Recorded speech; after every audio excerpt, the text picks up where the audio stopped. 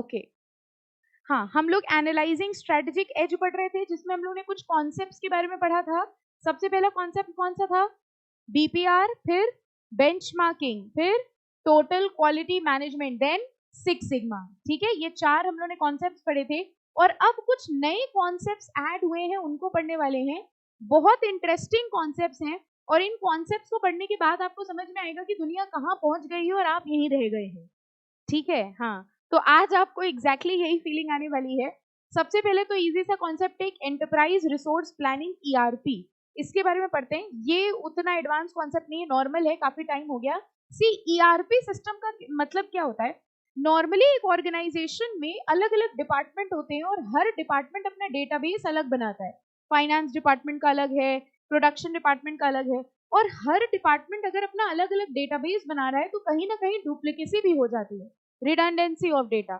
यानी कई बार, जैसे अगर आप सोचें, इंप्लॉई का डेटा, प्रोडक्शन डिपार्टमेंट में कुछ इंप्लॉइज काम करते हैं, उनका डेटा प्रोडक्शन डिपार्टमेंट में भी होगा और एचआर डिपार्टमेंट में भी होगा। ठीक है, सिमिलरली अगर हम माल परचेज कर रहे हैं तो परचेज डिपार्टमेंट में भी उसकी इंफॉर्मेशन होगी, रॉ मटेरियल डिपार्टमेंट में भी उसकी इंफॉर्मेशन होगी, सब जगह वही इंफॉर्मेशन होगी। ईआरपी सिस्टम एक ऐसा सॉफ्टवेयर होता है जो हमारे ऑर्गेनाइजेशन के सारे डिपार्टमेंट्स को कंबाइन करके एक सॉफ्टवेयर में पुटअप करता है। यानी बहुत बड़ी बड़ी कंपनीज क्या करती हैं, अपनी कंपनी में ईआरपी सिस्टम लगवा लेती हैं।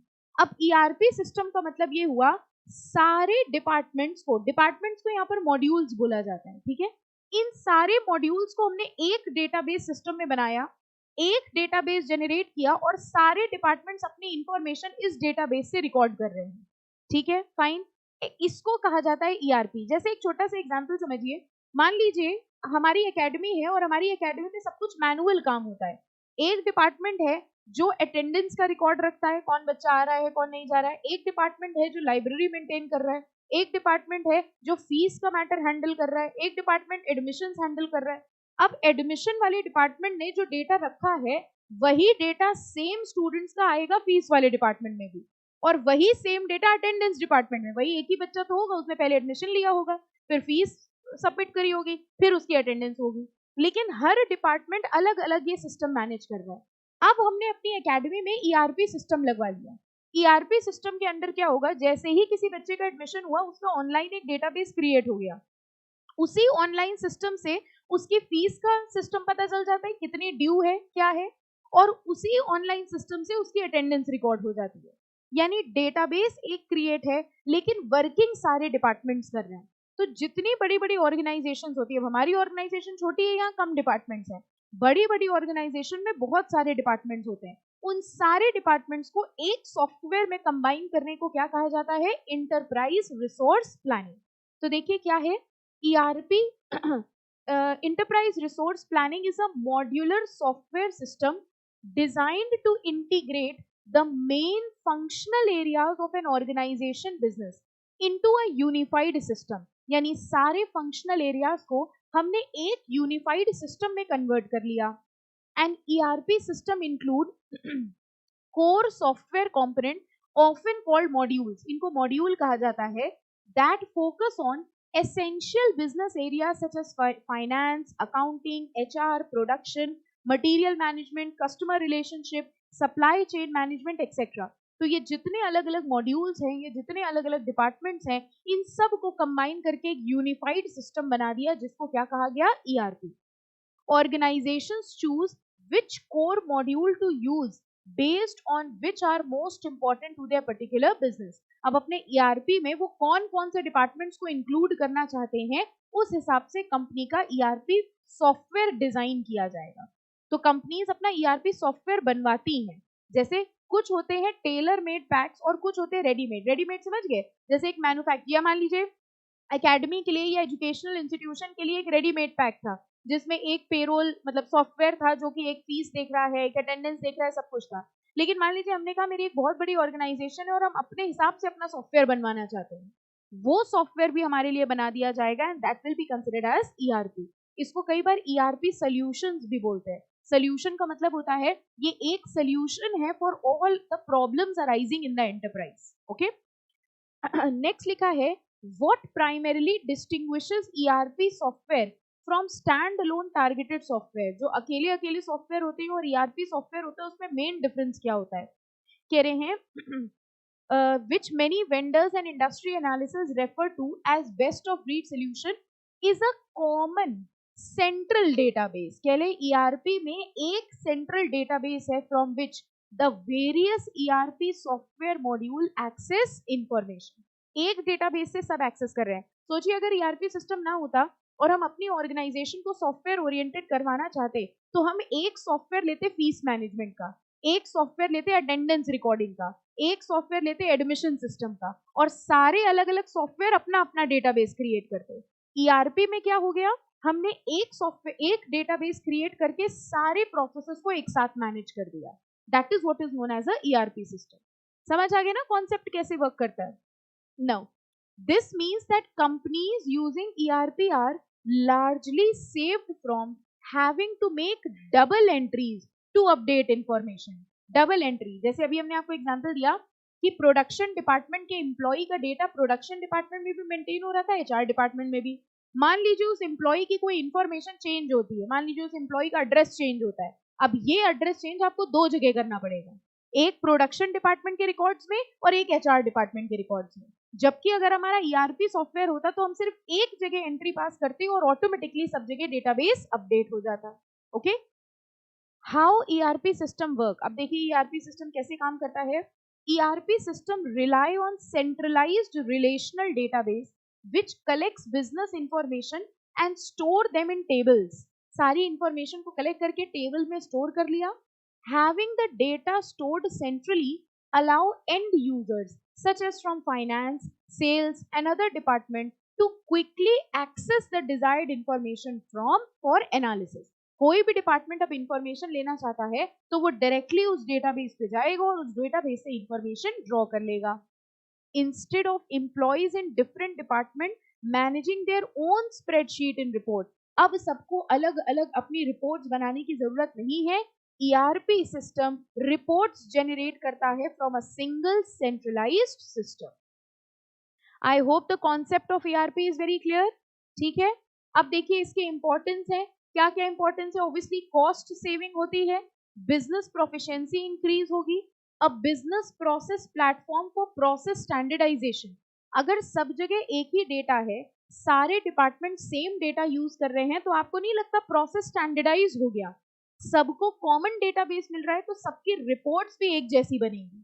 ठीक है, दैट मीन्स हमारे बिजनेस के सारे डिपार्टमेंट्स की reports will be on a standard format. Okay, this is possible only if हमारी ऑर्गेनाइजेशन में क्या है? ERP system. And a catalyst for business innovation. जितने बड़े बड़े बिजनेस हैं वो सब ईआरपी ओरिएंटेड है. ठीक है, सो that is what is the concept of ERP. समझ आ गया? ठीक है, एडवांटेजेस एंड डिसएडवांटेजेस पढ़ लेंगे. अब जैसे एडवांटेज है कि ईआरपी से कॉस्ट सेविंग होती है, वो तो ठीक है, लेकिन आपको पता है ईआरपी सॉफ्टवेयर इतना महंगा होता है कि कई बार उसको लगवाने में बहुत खर्चा हो जाता है. तो ये भी देखना बहुत जरूरी है. छोटी सी एंटरप्राइज थी हमारी, एक छोटी सी पान की दुकान थी. हमारा बड़ा सपना था हम इसको बड़ा ऑटोमेट करके रखेंगे, तो हमने उसमें ईआरपी लगवा लिया. हमने कहा कि एक जन वो पान बना रहा है, एक जन पैसे ले रहा है, एक जन वो चूना लगा रहा है, सबका सबके डिपार्टमेंट अलग अलग है, तो ऑब्वियसली वहाँ कॉस्टिंग ज्यादा लगेगी. और अगर एक बहुत बड़ी एंटरप्राइज है, बड़ी एंटरप्राइज में ERP system will be cost efficient. Okay, हाँ बेटा, इंपॉर्टेंस का फोर्थ पॉइंट. ठीक है, फोर्थ है कैटलिस्ट फॉर बिजनेस इनोवेशन. अगर हम अपने बिजनेस में इनोवेशंस लाना चाहते हैं, नई टेक्नोलॉजी इंट्रोड्यूस करना चाहते हैं, तो वो नई टेक्नोलॉजी या नए तरीके से हम काम तभी कर पाएंगे अगर हमारा बिजनेस ईआरपी ओरिएंटेड होगा. ठीक है, तो अगर हम बहुत ग्रोथ लाना चाहते हैं अपने बिजनेस में, then ERP is the only solution. Okay, redundancy कम हो जाएगी, एफिशिएंसी इंक्रीज हो जाएगी. अब देखो एक नया कॉन्सेप्ट आया आपके सामने, इंडस्ट्री 4. और अब हम लोग मूव कर रहे हैं एक ऐसी दुनिया में जहां पर हम लोग बात करते हैं रोबोट्स की. सुना है रोबोट्स के बारे में? एक कॉन्सेप्ट अभी हम लोग पढ़ेंगे आगे, आर्टिफिशियल इंटेलिजेंस. आपको पता है इंडस्ट्री 4 एक कॉन्सेप्ट है, बड़ा लेटेस्ट कॉन्सेप्ट है ये. सबसे पहले तो इंडस्ट्री 4 में 4 stands for fourth generation and industries in the fourth generation. आज तक मैन्युफैक्चरिंग ही एक ऐसी चीज है जो हम लोग को लगता है मैनुअल होती है, लेकिन आपको ये पता नहीं है कि मैन्युफैक्चरिंग या इंडस्ट्रीज भी अब मशीन ओरिएंटेड हो गई हैं. इंडस्ट्री 4 एक कॉन्सेप्ट है जो कि डिजिटाइजेशन कर रहा है इंडस्ट्रीज का। डिजिटाइजेशन ऑफ इंडस्ट्रीज का मतलब, अगर आप लोग कुछ वीडियोस वगैरह देखते हो, उसमें आप देखते होंगे बाहर की कंट्रीज में आजकल बड़ी बड़ी कंपनीज और फैक्ट्रीज मैनलेस हैं। मैनलेस समझते हो? देयर इज नो ह्यूमन, बिना ह्यूमन के पूरा काम चल रहा है, सिर्फ मशीन ही मशीन है और मशीन से पूरी मैन्युफैक्चरिंग हो रही है, पूरा पूरा प्रोडक्शन हो रहा है। इसका एक बड़ा लेटेस्ट एग्जांपल है कंस्ट्रक्शन सेक्टर में। एक नई टेक्नोलॉजी निकाली है इन लोगों ने इंडस्ट्री 4 के अंदर। कंस्ट्रक्शन के लिए लेबर कौन है पता है? रोबोट्स। अब आप इमेजिन करके देखिए, एक बिल्डिंग बनानी है और उस बिल्डिंग में लेबर नहीं लगे हुए हैं, कौन लगे हुए हैं? रोबोट। सोच के देखो, वो रोबोट ना थकेगा, ठीक है, ना बीड़ी पिएगा साइड में बैठ के, ठीक है, ना लंच चाहिए उसको कि हम 1 घंटे के लिए लंच में जा रहे हैं, ना वो छुट्टी लेगा, ठीक है। और तो और रोबोट बनाने की बस एक बार की कॉस्ट है, दिहाड़ी भी नहीं लेगा। दिहाड़ी समझते हो? पर डे का पेमेंट जो वो लोग लेते हैं, ठीक है। और आपको नहीं लगता अगर रोबोट घर बना रहा है तो एक एक ईंट परफेक्शन से लगी होगी, क्योंकि वो अपना दिमाग लगा ही नहीं रहा है, उसको तो प्रोग्राम किया गया है। और बाहर की कंट्री में ऐसा हो चुका है ऑलरेडी।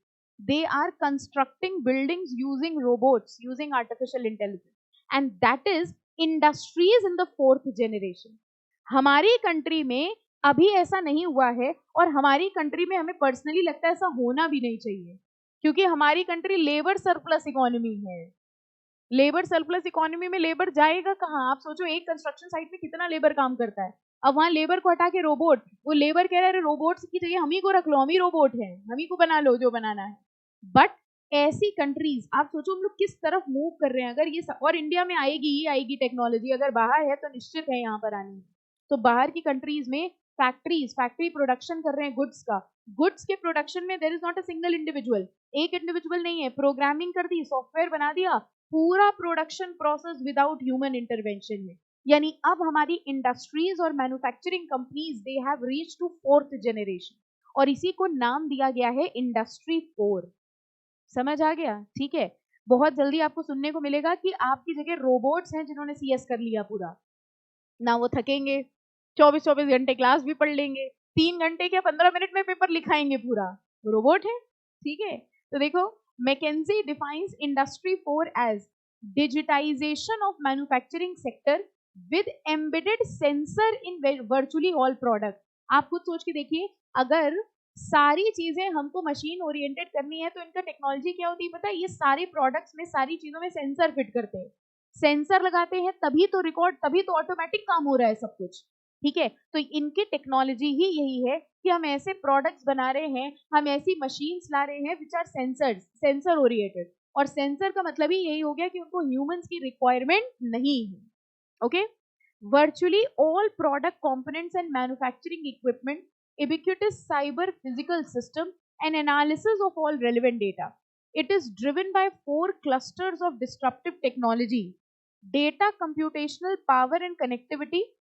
कह रहे हैं इंडस्ट्री 4 के लिए ये सारी चीजें कंबाइन होती हैं। हमें डेटा बहुत अच्छा चाहिए, पावर, कनेक्टिविटी बहुत अच्छी चाहिए, analytics and intelligence, human machine interaction, touch interface and augmented reality. मतलब ये सब चीजें चाहिए। ह्यूमन मशीन इंटरैक्शन मतलब ऐसी मशीन्स चाहिए जो टच ओरिएंटेड हो या वॉइस रिकॉग्निशन सिस्टम पे चलती हो, कि उनको एक बार इंस्ट्रक्शन दे दिया जाए और बाकी काम वो अपने आप ऑटोमेटिक सिस्टम के थ्रू करे। इसी तरह digital to physical conversion, that is advance robotics and 3D printing, ये सारी चीजों की रिक्वायरमेंट होगी इंडस्ट्री 4 के लिए। अब मार्क करो, for a manufacturing company to be considered industry 4 it must include. अगर हम किसी कंपनी को कहना चाहते हैं कि वो इंडस्ट्री 4 है, अब आप कभी ऐसा सुने कि this company is running on industry 4 model. Industry 4 का मतलब आप समझ गए, पूरा डिजिटाइज्ड है, पूरी इलेक्ट्रॉनिक फॉर्मेट में काम कर रही है। तो ये कह रहे हैं उस मैन्युफैक्चरिंग कंपनी में क्या क्या होना चाहिए? इंटरऑपरेबिलिटी। इंटरऑपरेबिलिटी मतलब उनके पास ऐसी मशीन्स होनी चाहिए, ऐसी डिवाइस, ऐसे सेंसर होने चाहिए that connect and communicate with an another. यानी मशीन्स आपस में बात करें। जाहिर सी बात है, जब कोई इंडिविजुअल नहीं है वहां पर, तो मशीन का कम्युनिकेशन आपस में होना चाहिए, ऐसी टेक्नोलॉजी यूज करनी है आपको। Okay. Information transparency, having system that create a virtual copy of physical thing. देखा जाए तो हर फिजिकल चीज को आपने किस फॉर्म में कन्वर्ट करना है? वर्चुअल फॉर्मेट में। Sensor data in order to put information in context. Technical assistance चाहिए, having system with ability to help people in decision making and problem solving and to assist people with the tasks that are too difficult or unsafe for humans to do. तो generally ऐसी factory, जैसे आप देखिए कुछ ऐसी factories होती हैं जो बहुत हैजार्डस नेचर की होती हैं. अब आप सोच के देखिए ऐसी इंडस्ट्रीज अगर पूरी तरह से डिजिटाइज्ड हो जाएं तो कितने ह्यूमंस की लाइफ सेफ हो सकती है. कितने ज्यादा एक्सीडेंट्स होते हैं ऐसी फैक्ट्रीज में, केमिकल लीकेज हो गया, गैस लीकेज हो गया, क्योंकि ह्यूमंस हैं इसीलिए लाइफ का खतरा होता है. अगर ऐसी फैक्ट्रीज फुल्ली ऑटोमेटिक हो जाएं तो वहां पर कोई ह्यूमन ही नहीं होगा. अब अगर गैस का लीकेज होता भी है तो मैक्सिमम क्या है, फैक्ट्री डिस्ट्रॉय होगी, ह्यूमन लाइफ इफेक्ट नहीं होगी. ठीक है, तो ये कह रहे हैं ऐसी इंडस्ट्रीज के लिए industry 4 is obviously required. And decentralised decision making, having cyber physical system, smart grid, autonomous automobile system, medical monitoring, process control system, robotic system etcetera. अब जैसे सोचिए जो हॉस्पिटल्स हैं या डॉक्टर हैं, अब इसमें भी एक टेक्नोलॉजी सोची होना चाहिए कि एक पर्सन है वो एक मशीन में गया. ठीक है, नॉर्मली आप डॉक्टर के पास जाते हैं, आप क्या करते हैं, आप उसको बताते हैं हमें ये सिम्टम्स हैं, वो आपको प्रिस्क्रिप्शन लिख के देता है और फिर वो दवाई आपको मेडिकल स्टोर से लेनी होती है. यही काम है डॉक्टर का. सोचो मशीन ऐसी बन गई, आप गए और उस मशीन में आपको लिटा दिया गया और आपका 5 मिनट तक डायग्नोसिस हुआ. 5 मिनट बाद बगल से एक प्रिस्क्रिप्शन का पर्चा निकला कि आपकी बॉडी में ये प्रॉब्लम्स है, और उस प्रिस्क्रिप्शन के हिसाब से, उन चीजों के हिसाब से आगे उसकी मेडिसिन भी प्रिस्क्राइब थी. ठीक है, आप वो पर्चा लेके चले गए मेडिकल स्टोर, आपने दवाई ले ली, आपने खा ली, किसका काम खत्म हो गया? डॉक्टर का रोल ही नहीं है. आप सोच के देखिए, there is no role of doctor. और आपको पता है ज्यादा परफेक्शन होगा.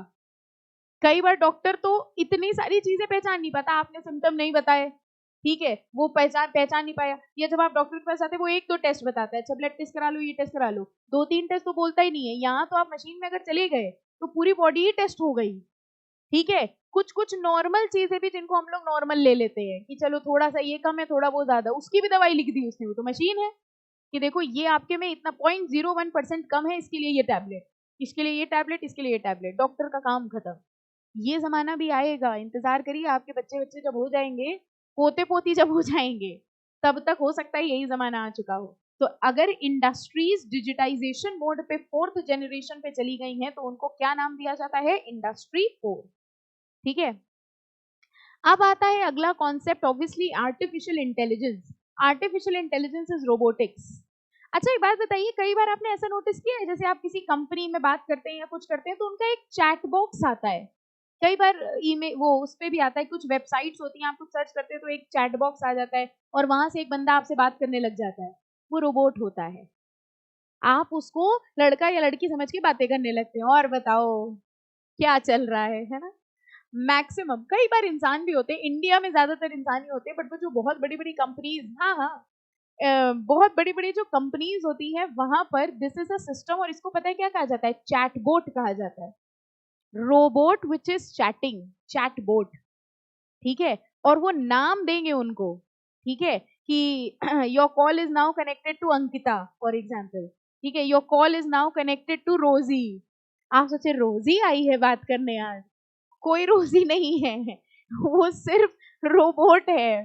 ठीक है, और वो आपसे बड़े अच्छे से भी बात करती है. जैसे कभी आपने गूगल से बात करके देखी है?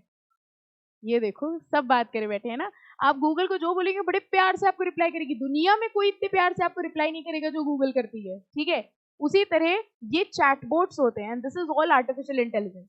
अब एक सिस्टम ये है, कंपनी ने कस्टमर्स से बात करने के लिए मान लीजिए, देखो इसके फेजेस समझो. पहले तरीका ये होता था, मान लीजिए हमने 10 एम्प्लॉय रख लिए. अब कस्टमर्स के फोन आ रहे हैं, मेरे 10 एम्प्लॉयज हैं जो इनको हैंडल करेंगे, लेकिन ज्यादातर वो बिजी जाता है. जैसे आपके इंस्टीट्यूट का नंबर उठता ही नहीं है, बिजी जाता है. क्यों? क्योंकि वहां ह्यूमंस हैं. अगर एक बार में उठ जाता मतलब वो रोबोट होते, ये फॉर श्योर है. ठीक है, क्योंकि जितनी मैन पावर है उससे डबल कॉलिंग है. इतने सारे बच्चे कॉल करते रहते हैं, तो वो बट ऑब्वियस है अगर वो ह्यूमंस हैं तो एक बार में कॉल नहीं उठेगा या 2-3 बार में कॉल नहीं उठेगा. तो लोगों ने इसके लिए एक तरीका निकाला कि चलो अपने एम्प्लॉइज बिठाने की बजाय कॉल सेंटर हायर कर लो, बीपीओ. तो उन्होंने पूरा काम देना शुरू कर दिया बीपीओ को. ठीक है, अब बीपीओ के अंदर 50 लोग बैठे हैं. आपके आईसीएसआई में बीपीओ सिस्टम ही है. कोई भी कंपनी अपने खुद के एम्प्लॉय नहीं रखती, उन्होंने बीपीओ सिस्टम लगा दिया. बीपीओ सिस्टम में उन्होंने 50 एम्प्लॉय रख दिए. उन्होंने कहा इनका काम ही है कॉल रिसीव करना. तभी आप देखिए जब आप उनसे कुछ ज्यादा पूछने लगते हैं तो वो या तो ये कहेंगे आपकी कॉल ट्रांसफर की जा रही है, या तो वो कहेंगे नहीं हमारे डेटाबेस में यही शो हो रहा है, वो ज्यादा आपको एक्सप्लेन ही नहीं करेंगे क्योंकि उनको पता ही नहीं है। लेकिन अगर हम लोग और बड़ी कंपनीज की बात करें और हायर कंपनीज की बात करें, वहां पर इतना ह्यूज कम्युनिकेशन है लोगों की तरफ से, और सबको चाहिए कि हमको इमीडिएट रिस्पॉन्स मिले। इमीडिएट रिस्पॉन्स ह्यूमन दे ही नहीं सकते हैं, आप कितने एम्प्लॉय रख लोगे। उससे बेटर ये है robotics. It's very simple, cost भी सेव हो जाएगी और इमीडिएट रिप्लाई। आप बात करके देखिए, आप हाई डालेंगे उसके 3-4 आ जाते हैं message, how are you, how can I help you. तो आप सोचते इतना अटेंशन हमको किसी ने नहीं दिया जीवन में, उसी से बात करने लग गए। तो दिस सिस्टम इज, हाँ और क्या, this system is known as artificial intelligence और रोबोटिक्स। देखो, आर्टिफिशियल इंटेलिजेंस और machine intelligence is the field developing computers and robot capable of passing data contextually to provide requested information, supply analysis, आप उनसे information मांग सकते हैं, analysis करवा सकते हैं, trigger even based on finding. Through techniques like machine learning, neural network, companies globally are investing in teaching machines to think more like human. और आज तक देखिए आपको पता नहीं था, आपने उनसे इतनी बात करी, आपको कभी फील नहीं हुआ कि वो रोबोट है, क्योंकि आजकल के रोबोट बनाए ऐसे जा रहे हैं। देखिए, इंसान में और रोबोट में बस एक चीज का डिफरेंस होता है, थिंकिंग एबिलिटी। लेकिन आप देखो लिखा क्या है, आजकल टेक्नोलॉजी यहाँ पहुंच गई है कि रोबोट्स के अंदर भी थिंकिंग कैपेबिलिटी डालने की कोशिश कर रहे हैं। वो बिल्कुल वैसे ही सोचते हैं जैसे ह्यूमन सोचते हैं।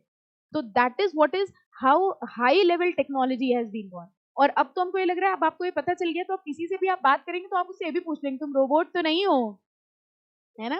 पूछ के देखना, देखो क्या रिप्लाई आता है। चलिए, आर्टिफिशियल इंटेलिजेंस और simply AI is a term used to describe a machine's ability to stimulate human intelligence.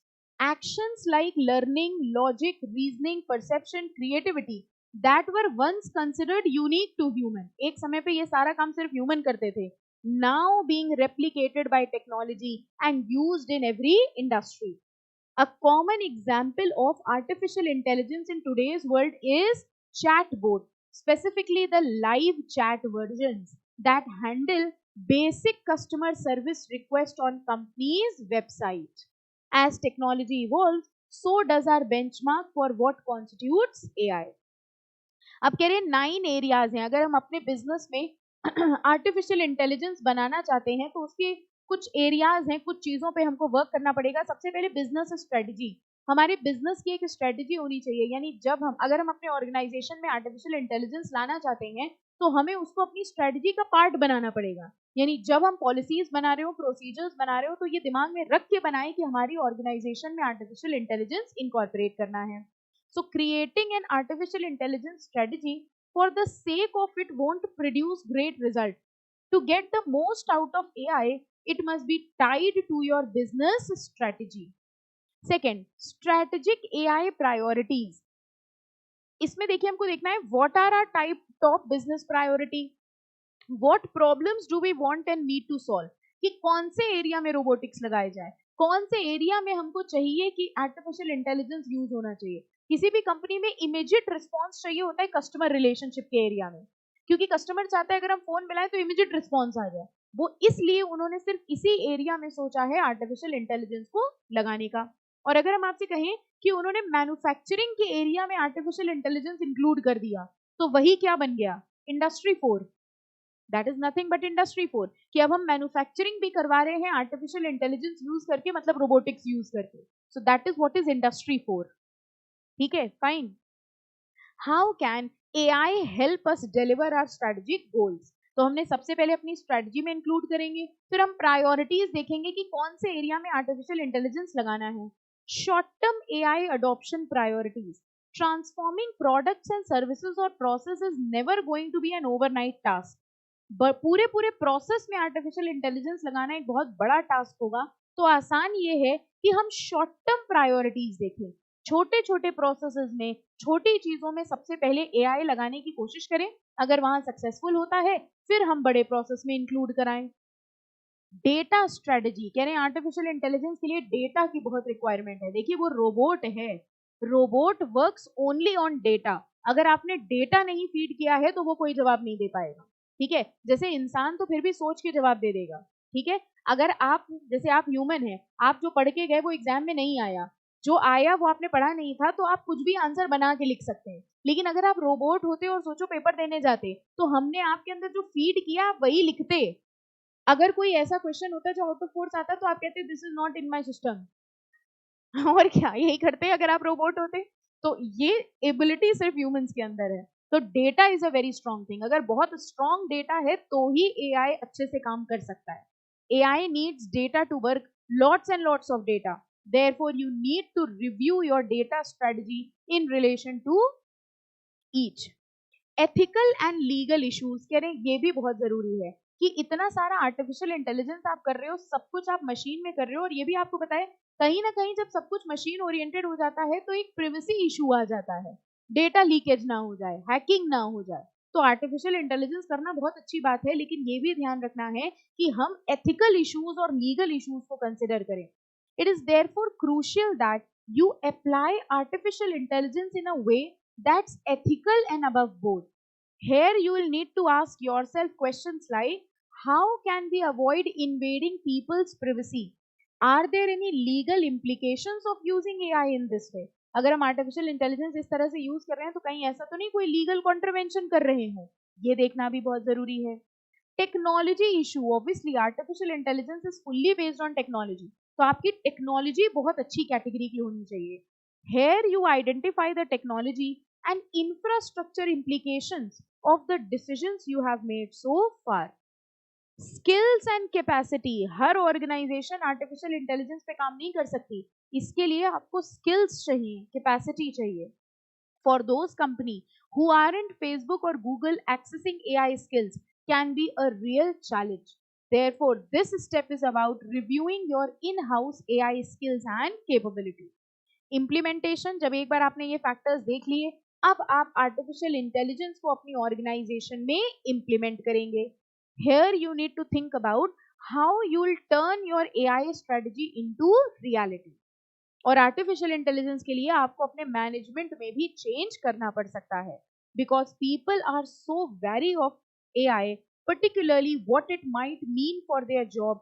Change management is a really important part of AI project. यानी आपको अपने ऑर्गेनाइजेशन की मैनेजमेंट का थिंकिंग प्रोसेस चेंज करना होगा कि अब हम पूरी तरह से डिजिटाइज हो गए हैं, तो आप स्ट्रेटजी भी यही सोच के बनाइए कि डिजिटाइजेशन में कैसे काम करना है। Okay, so using robotics, using artificial intelligence is what is known as artificial intelligence. ठीक है, तीन नए कॉन्सेप्ट्स पढ़े अभी तक आपने। पहला कौन सा था? ERP, दूसरा इंडस्ट्री 4, और तीसरा कौन सा है? Artificial intelligence. ठीक है, फाइन। फिनटेक कराएं कि रुक जाएं, जैसा आप बताइए। दो कॉन्सेप्ट बचे हैं, एक फिनटेक बचा होगा और एक ब्लॉकचेन बचा होगा। As you say, I have no problem. If you will say, I'll teach. If you will say, I'll stop. Fintech करा दे, फिनटेक पढ़ लो, ब्लॉकचेन बाद में करा लेंगे। ठीक है, चलो एक पढ़ लेते हैं fintech. Fintech word is actually financial technology.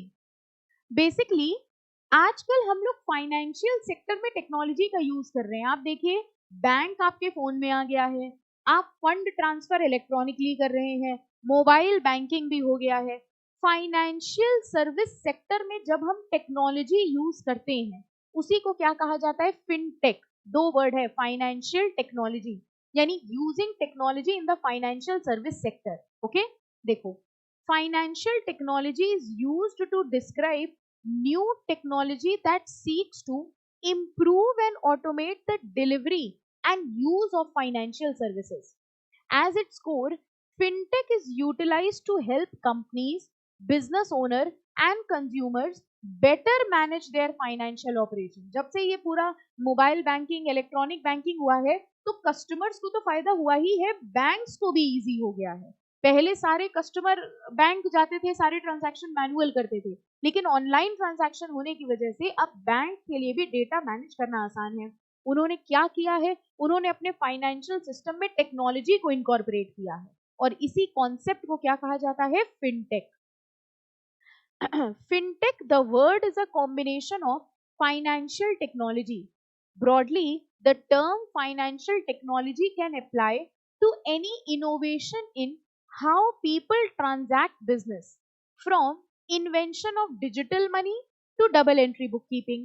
Since the internet revolution and mobile internet, smartphone revolution, however, financial technology has grown explosively, and fintech, which originally referred to computer technology applied to the back office of a bank or trading firm, now describe a broad variety of technological intervention. पहले ये सिर्फ banks में limited था, लेकिन अब किसी भी तरीके की फाइनेंशियल सर्विसेज हैं, हर फाइनेंशियल सर्विसेज में टेक्नोलॉजी इंट्रोड्यूस कर दी और उस टेक्नोलॉजी के इंट्रोडक्शन से उसकी एफिशिएंसी इंक्रीज कर दी गई. Fintech now describes a variety of financial activities such as money transfer, देखिए इलेक्ट्रॉनिक होता है, depositing a cheque with your smartphone, passing a bank branch to apply for credit. आप देखिए कई बार आप ऐड देखते हैं कि लोन आप ले सकते हैं घर बैठे बैठे, आप डायरेक्टली अप्लाई करिए, डायरेक्टली आपके चेक होगा और बैंक आपको लोन प्रोवाइड कर देगा. दैट मीन्स इन सारी सर्विसेज में हम लोग अब क्या यूज कर रहे हैं, technology. Raising money for a business startup, business startup के लिए हम फंड्स रेज करना चाहते हैं. जैसे आपको याद होगा एक कॉन्सेप्ट हमने आपको बताया था, peer to peer lending. Peer to peer lending में तो यही था, online buyer and borrower and lender को मीट करा रहा था. तो ये क्या है, ये आपने इस फाइनेंशियल सर्विस सेक्टर में टेक्नोलॉजी ही तो यूज करी.